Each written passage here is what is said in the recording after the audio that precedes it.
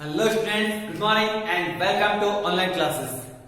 Students, आपका जो grammar का टॉपिक चल रहा था टेंसेस, उसमें हमने प्रेजेंट इंडेफिनिट टेंस पूरा पढ़ लिया था और हमने पास्ट का इंडेफिनिट टेंस भी पढ़ लिया होगा। आई होप आपको समझ में आया होगा, ठीक है ना? क्योंकि आप लोगों के कमेंट्स नहीं आए हैं, इसका मतलब आपको समझ में अच्छे से आ गया है। जिनको नहीं आया है वो कमेंट करके पूछ सकते हैं, ठीक है? आज हमारा जो टॉपिक है ये है पास्ट का कंटिन्यूअस टेंस। पास्ट का कंटिन्यूअस टेंस। अब पास्ट का जो कंटिन्यूअस टेंस होता है, इसमें होता क्या है, कोई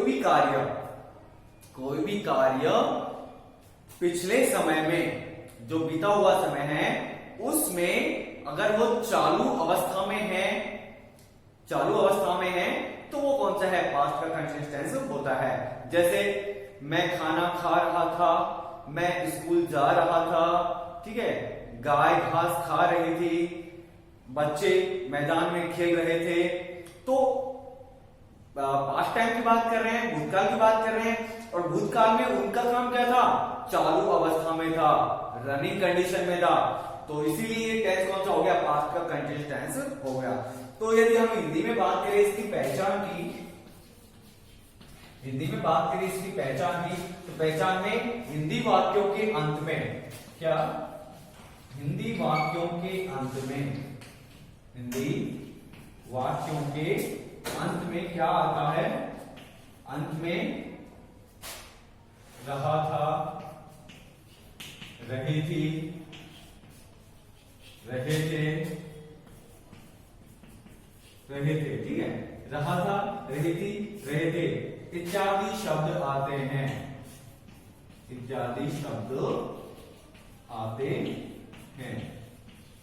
ठीक है। अब ये तो होगी पहचान हिंदी की, कि हिंदी में आप कैसे पहचानोगे, ठीक है।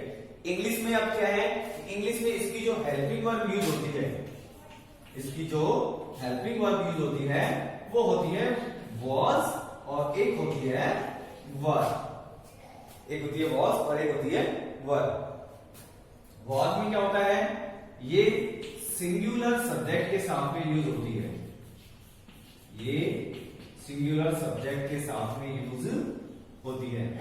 वर का क्या होता है, ये प्लूरल सब्जेक्ट के साथ में यूज होती है। सिंगुलर सब्जेक्ट में कौन कौन से आपके, ही, शी, इट और कोई भी नाम, ठीक है ना। अब यहां पर मैं एक चीज और बताना चाहूंगा आपको कि ये जो वाज है भाई सिंगुलर सब्जेक्ट में तो है ही, शी, इट और किसी भी एक नाम के साथ में, इसके साथ ही आई के साथ में भी वाज का प्रयोग किया जाता है। सिंगुलर सब्जेक्ट एवं किसके साथ में, आई के साथ किसका यूज किया जाता है, वाज का यूज किया जाता है। और वर जो है, इसके अलावा जो वर है वो प्लूरल सब्जेक्ट के साथ में, यूज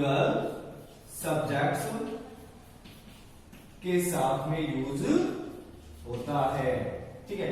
देखिए आई जो होता है वो सिर्फ दो ऐसी जगह होती है जहां पर सिंगुलर का रोल निभाता है, और वो दो जगह है, एक तो ये पास्ट का कंटिन्यूअस टेंस, ठीक है, जहां पर आई के साथ में क्या लगता था, वॉज लगता है, ठीक है, और एक दूसरा कौन सा, प्रेजेंट का कंटिन्यूअस टेंस, जिसमें आई के साथ क्या लगता है, एम हेल्पिंग वर्ब आती है। बाकी सभी जगह, सभी टेंसेस में आई जो होता है वो कैसा होता है, प्लूरल सब्जेक्ट होता है। लेकिन ये दो ऐसे टेंस है जहां पर ये सिंगुलर होता है, कौन सा, प्रेजेंट का कंटिन्यूअस और पास्ट का कंटिन्यूअस, ठीक है।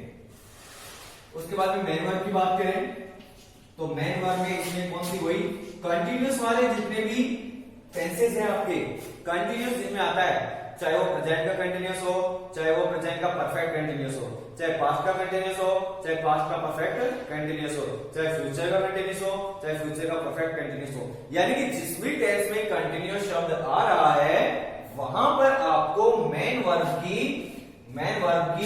जो फर्स्ट फॉर्म है उसमें आपको आईएनजी लगाना है।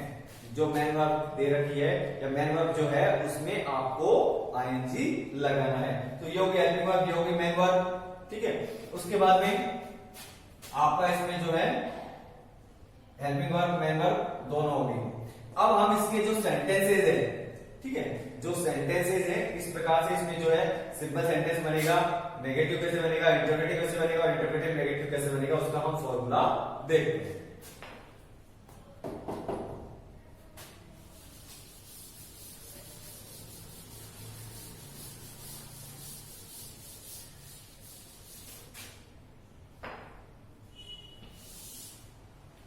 ठीक है, तो सबसे पहले लेते हैं हम सिंपल सेंटेंस। सिंपल सेंटेंस, ठीक है, सिंपल सेंटेंस। सिंपल सेंटेंस का फॉर्मूला क्या है? सिंपल सेंटेंस में सबसे पहले सब्जेक्ट आएगा, सबसे पहले सब्जेक्ट आएगा, उसके बाद में आपकी जो है हेल्पिंग वर्ब आएगी। ठीक है, हेल्पिंग वर्ब क्या है? या तो वाज या वर। उसके बाद में क्या है? मेन वर्ब की फर्स्ट फॉर्म में आईएनजी लगाएंगे। उसके बाद में हम ऑब्जेक्ट लिखेंगे और ऑब्जेक्ट के बाद में हम अदर जो भी कुछ इसमें बचता है उसे हम लिखेंगे और लास्ट में फुल स्टॉप कर देंगे।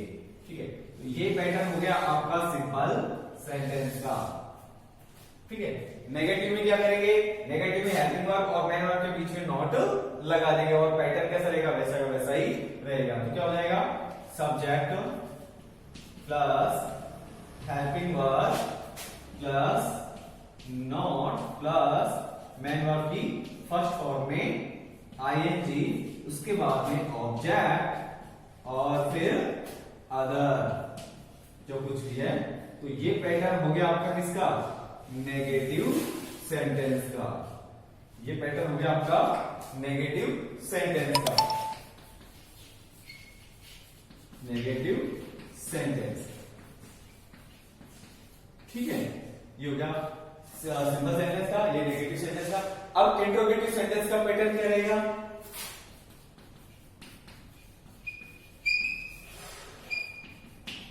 ठीक है, इंट्रोगेटिव यानी प्रश्नवाचक वाक्य। ये साधारण वाक्य, ये नकारात्मक वाक्य और ये प्रश्नवाचक वाक्य। इसका पैटर्न क्या रहेगा? इसका पैटर्न रहेगा सबसे पहले क्या? कोई WH वर्ड यदि आ रहा है तो उसे हम लिखेंगे, नहीं तो हम हेल्पिंग वर्ब से शुरू करेंगे। ठीक है, और उसके बाद में हम सब्जेक्ट रखेंगे। सब्जेक्ट के बाद में मेन वर्ब की जो फर्स्ट फॉर्म है उसमें आईएनजी लगाएंगे।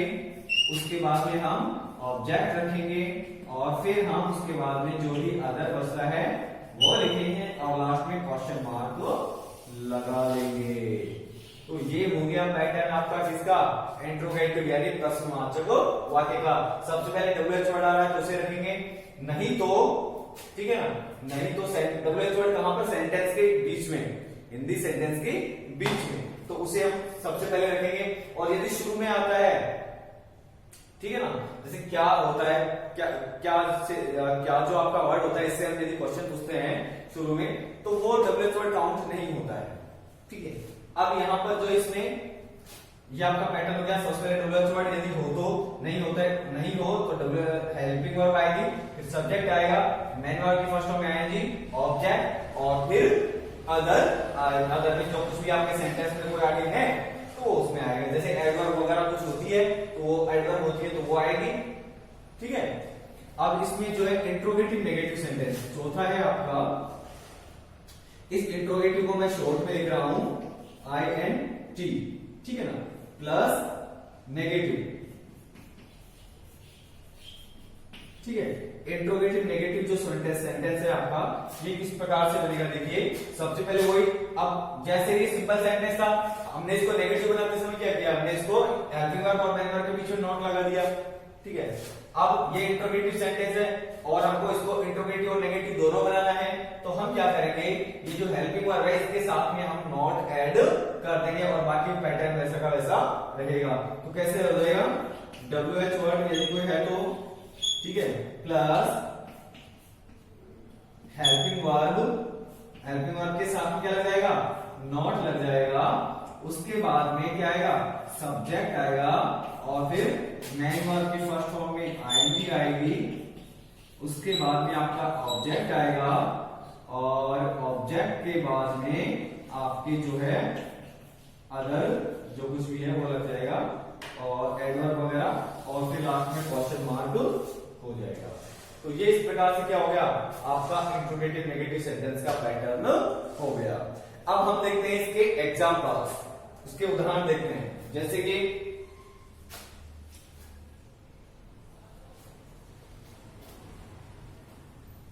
राम वे मैदान में क्रिकेट खेल रहे थे। वे मैदान में क्रिकेट खेल रहे थे। ठीक है, तो खेल रहे थे कब की बात है, वे कल, इसको हम कितना से ऐड कर दो, वे कल मैदान में खेल रहे थे। बात कब की है, पिछले टाइम की बात है कि वो मैदान, या फिर इसको हम कल लिखेंगे तो भी चलेगा, तो भी हमें समझ में आता है कि बात कब की हो रही है, पहले की हो रही है, क्योंकि यहाँ पे क्या आ रहा है, था थे थी आ रहा है। लेकिन हमने इसमें यहाँ पे लिख दिया कि वे कल मैदान में खेल रहे थे, तो बात होगी कब की, पिछली बात होगी। अब इसमें ये सेंटेंस कैसा है, सिंपल है, क्योंकि इसमें एक तो नहीं है, ठीक है ना। जैसे कि इसका नेगेटिव कैसे हो जाएगा कि वे कल मैदान में क्रिकेट नहीं खेल रहे थे, तो ये क्या होगा, नेगेटिव हो गया। प्रश्नवाचक कैसा होगा, इंट्रोगेटिव कैसा होगा कि क्या लग जाएगा, क्या वे कल मैदान में क्रिकेट खेल रहे थे, ये कैसा हो गया सेंटेंस आपका, प्रश्नवाचक हो गया। और चौथा क्या हो जाएगा कि क्या वे कल मैदान में क्रिकेट नहीं खेल रहे थे, ये क्या हो जाएगा आपका इंट्रोगेटिव नेगेटिव सेंटेंस हो जाएगा। अब इसको बना के देखते हैं, ये हमारा सिंपल सेंटेंस हो गया, साधारण वाक्य हो गया कि वे कल मैदान में क्रिकेट खेल रहे थे। तो पैटर्न क्या है हमारा, सबसे पहले सब्जेक्ट कौन है, दे, भाई काम कर कौन रहा है, वे कर रहे हैं, तो इसमें सब्जेक्ट हो जाएगा दे। उसके बाद में क्या, हेल्पिंग वर्ब। अब ये सब्जेक्ट कैसे हमारा प्लूरल है, तो इसी के अकॉर्डिंग क्या आएगी, हमारी हेल्पिंग वर्ब आएगी। और हेल्पिंग वर्ब क्या है हमारी, या तो वाज या वर। अब प्लूरल सब्जेक्ट के साथ में कौन सी वर्ब, हेल्पिंग वर्ब यूज होती है, वर यूज होती है। तो दे वर,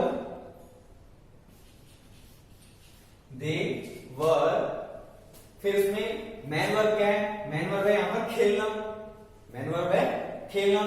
अब वो खेलने को क्या बोलते हैं, हम प्ले बोलते हैं, और इसमें हम क्या लगा देंगे, आईएनजी लगा देंगे। तो दे वर प्लेइंग, अब वो खेले थे, उसके बाद में क्या है, ऑब्जेक्ट क्या है, किसके साथ काम हो रहा है, मतलब वो काम क्या कर रहे हैं, क्रिकेट खेलने का काम कर रहे हैं, तो क्रिकेट हमारा क्या हो जाएगा, ऑब्जेक्ट हो जाएगा।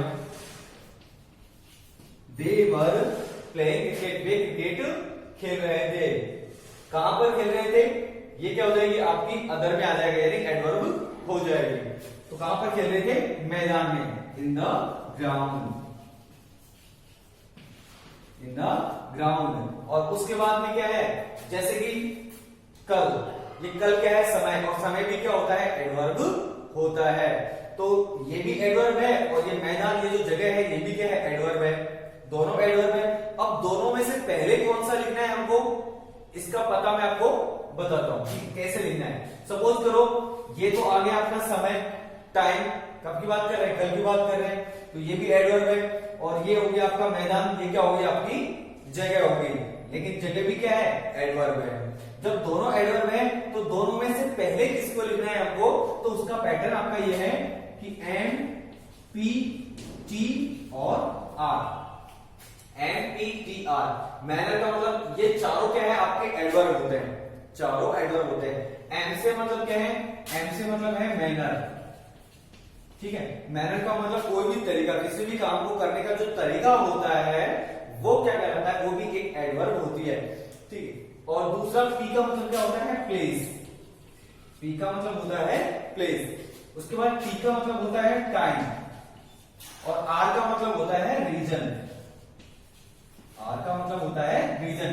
तो ये चारों क्या है आपके एडवर्ब में ही आते हैं। और सपोज करो किसी सेंटेंस में ये चारों आ जाए एक साथ में, जिसमें टाइम भी आ जाए, जगह भी आ जाए, मेहनत भी आ जाए, और रीजन यानी कोई कारण किसी चीज का बता रहा है उसमें, वो भी आ जाए, तो आप उसमें सबसे पहले किसको लिखोगे, तो उसका सीधा सा फॉर्मेट यही है, सबसे पहले एम, यानी मैनर आएगा, उसका करने का तरीका लिखेंगे, उसके बाद में जगह का नाम है तो जगह का नाम लिखेंगे, और फिर यदि टाइम है तो टाइम लिखेंगे, और आर यानी कोई रीजन है तो उसको हम सबसे लास्ट में लिखते हैं। अब सपोज करो उसके अंदर मैनर नहीं है और केवल क्या है पीटीआर यानी प्लेस है, टाइम है, रीजन है, तो सबसे पहले प्लेस को लिखेंगे, फिर टाइम को लिखेंगे, रीजन को लिखेंगे। अब सपोज करो इसके अंदर रीजन भी नहीं है, रीजन भी नहीं है और सिर्फ दो चीज है, एक तो प्लेस है और एक टाइम है, तो सबसे पहले हम प्लेस को लिखते हैं और उसके बाद किसको लिखते हैं, टाइम को लिखते हैं। तो आपका ये जो सेंटेंस है इसमें क्या है, प्लेस भी है और टाइम भी है, तो पहले हम किसको लिखेंगे, प्लेस को लिखेंगे और उसके बाद में क्या है, टाइम को लिखेंगे। तो हमने प्लेस को लिख दिया यहाँ पर इन द ग्राउंड, उसके बाद में हम किसको लिखेंगे, टाइम को लिखेंगे,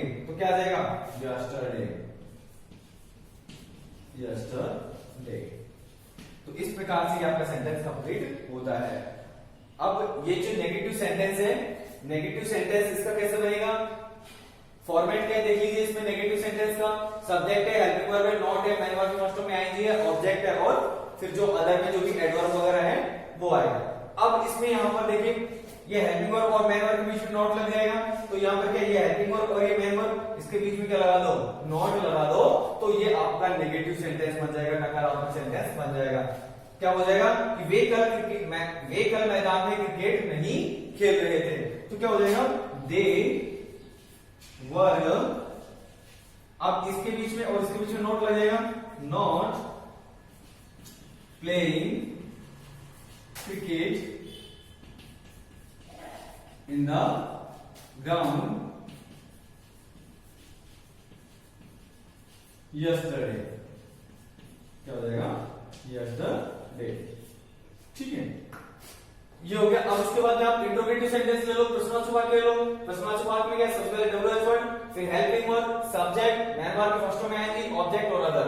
ठीक है, तो इसका क्या बनेगा, इसी सेंटेंस को यदि हम इंट्रोगेटिव बनाए तो कैसे बनेगा कि क्या वे कल मैदान में क्रिकेट खेल रहे थे, क्या वे कल मैदान में क्रिकेट खेल रहे थे, तो क्या होगा इसमें, बनाओ इसको, सबसे पहले क्या बनेगा, इंट्रोगेटिव में सबसे पहले डब्ल्यूएच वर्ड। अब इसमें बीच में कोई डब्ल्यूएच वर्ड आ रहा है क्या, आ रहा है क्या, नहीं आ रहा ना।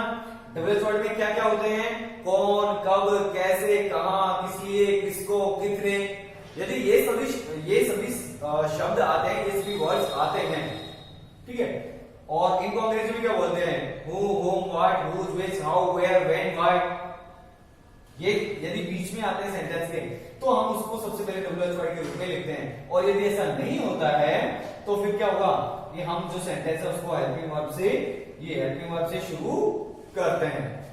अब इसमें ये सेंटेंस बनता है, क्या वे कल मैदान में क्रिकेट खेल रहे थे, तो क्या होगा, सबसे पहले हेल्पिंग वर्ब। अब किसकी बात चल रही है, वे की बात चल रही है, तो वे कैसे सब्जेक्ट है, प्लूरल है, तो उसके लिए हेल्पिंग वर्ब क्या आएगी, वर्ब। ये तो आपका पहला सेंटेंस हो गया था, ये आपका दूसरे तरह का सेंटेंस नेगेटिव, और ये तीसरा आपका प्रश्नवाचक वाक्य यानी इंट्रोगेटिव सेंटेंस। तो वर्ब, उसके बाद में सब्जेक्ट क्या आएगा, दे, उसके बाद मेन वर्ब क्या है, प्लेइंग, वर्ब दे प्लेइंग, उसके बाद में ऑब्जेक्ट क्या है, cricket, verb they playing cricket, फिर क्या है, अदर में एडवर्ब आ जाएंगे, इन द ग्राउंड, और फिर क्या आ जाएगा, यस्टरडे। ठीक है, और लास्ट में क्या आ जाएगा, लास्ट में हम इंट्रोगेशन मार्क लगा देंगे। उसके बाद में चौथे तरह का सेंटेंस आ रहा है इंट्रोगेटिव नेगेटिव। अब इसमें क्या करना है, हेल्पिंग वर्ब के साथ में नॉट रख देना, बाकी पैटर्न वैसा का वैसा ही रहेगा। क्या हो जाएगा, वर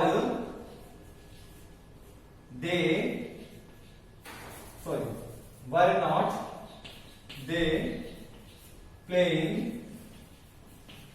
cricket in the garden, in the ground,